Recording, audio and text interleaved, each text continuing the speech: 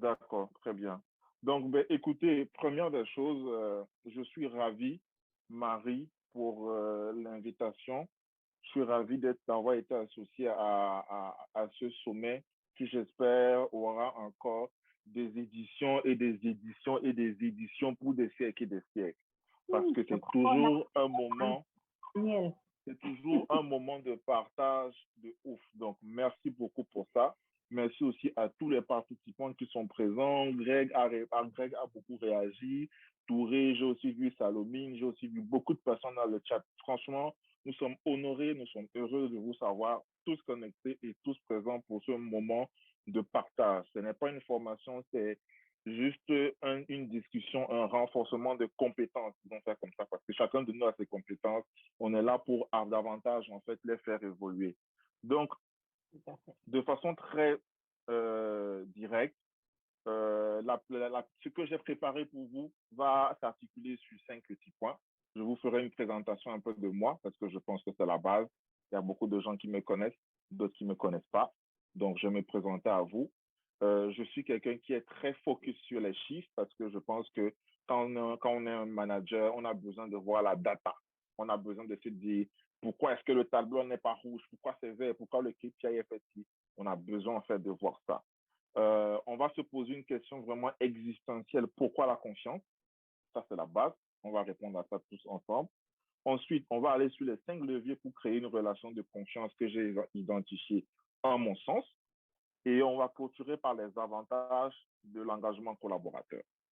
En gros, voilà un peu la structure de la petite marmite que j'ai préparée aujourd'hui. Alors, je suis Frédéric.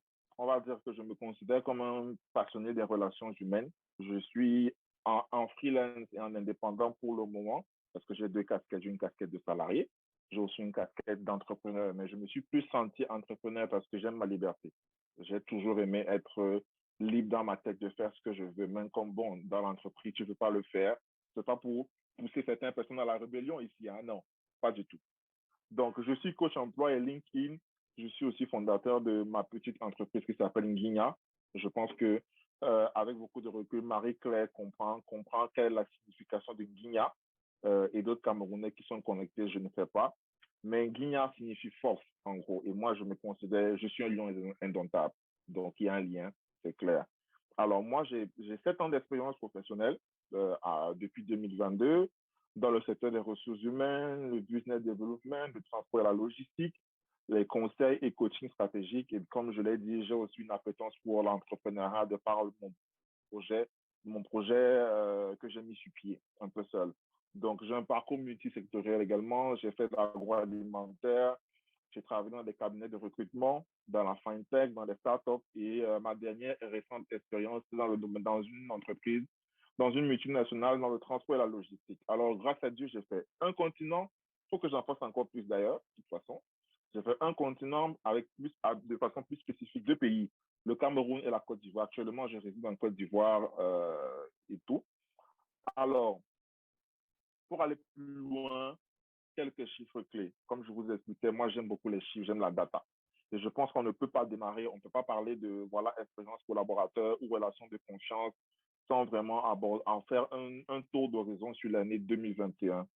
Donc, en gros, on va avoir un focus sur ce qui s'est passé en 2021, quelles étaient les orientations en fait des organisations et bien évidemment de façon cascadée au niveau des ressources humaines, parce que c'est lié comme je vous expliquais. Alors, ça, c'est la première data que je partage avec vous. Selon un sondage, en fait, effectué par, je vais réduire ça, selon un sondage effectué par Deloitte, voici les chiffres et les orientations qui sont ressortis en termes de priorité pour les organisations. Donc, comme vous le voyez, 41%, 45% autant pour moi des, euh, des organisations pensent que construire une culture organisationnelle qui prône la croissance, l'adaptabilité et la résilience. Suivons de près renforcer les capacités de main-d'œuvre par le perfectionnement et la qualification et la mobilité vient directement en deuxième position. Ensuite, on va sur la tech, parce que la tech, c'est aujourd'hui avec le Covid, on a beaucoup bougé, On est sur de la mobilité, on est sur des sujets de, voilà, remote work et tout. Renforcer éventuellement les capacités de la main-d'œuvre par le perfectionnement, la réintégration et la mobilité. Mettre en œuvre des nouvelles technologies, mettre en place de nouvelles pratiques et de politiques d'incitation du travail, une restructuration également de l'organisation pour soutenir le nouveau résultat du travail. Parce qu'aujourd'hui, le monde de l'emploi a changé et il est en constante évolution. Pour la petite histoire, pour ceux qui ne le savent pas, je partage avec mon frère Touré.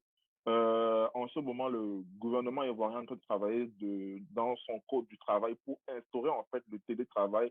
Je pense certainement en 2022 ou en 2023, je ne sais pas. Donc, du coup, tout ça, c'est des éléments en fait qui nous poussent à croire et à comprendre que les choses ne seront plus vraiment les mêmes comme il y a quelques années. Alors ensuite, en dernière position, implanter des projets où les humains travaillent en équipe et avec la technologie. C'est vraiment bien évidemment relié, tout ce qui est mobilité, tout ce qui est remote work et tout ce qui est outils en fait, ce qu'on utilise aujourd'hui, Zoom ou Teams, whatever, c'est vraiment des priorités organisationnelles.